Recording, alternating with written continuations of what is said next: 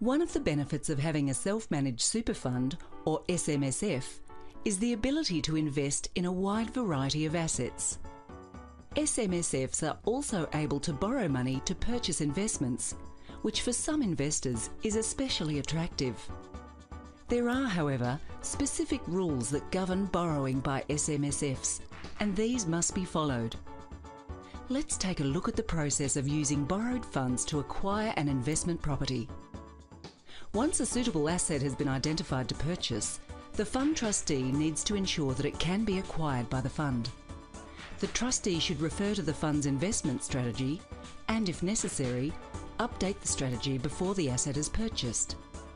There are some assets SMSFs can't purchase, and so it makes sense to ensure the purchase of the asset won't breach these rules too. Once satisfied that the asset can be acquired, the trustee of the SMSF will need to arrange a loan. The type of loan that must be taken out is called a limited recourse loan, and the finance can be provided by either a related party of the SMSF or a financial institution such as a bank. A limited recourse loan can only be used to purchase a single asset. If more than one asset is to be purchased, there needs to be a loan in place for each asset. This is where things can get confusing, and it pays to make sure that you seek our advice prior to signing a contract to purchase.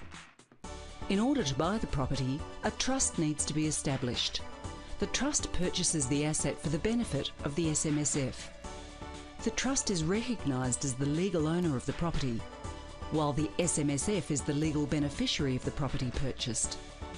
The SMSF remains responsible for all transactions, including loan repayments, the receipt of investment income, as well as all taxation liabilities arising from the property.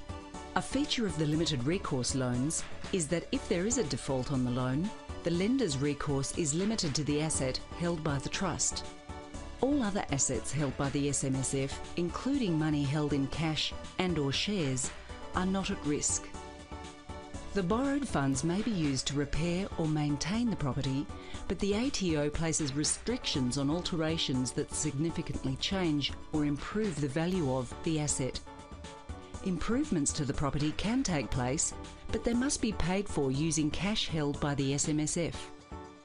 The loan can be repaid from rental income, employer and/or personal super contributions, income earned from other investments owned by the SMSF, or by selling the property and repaying the outstanding debt. The rent and any capital gains are taxed at the standard superannuation or pension tax rates. Once the loan is repaid in full, the SMSF has the right to take ownership of the property. It is essential to consult with us prior to buying a property with an SMSF, especially when borrowing money, as the financial penalties if you get it wrong can be significant.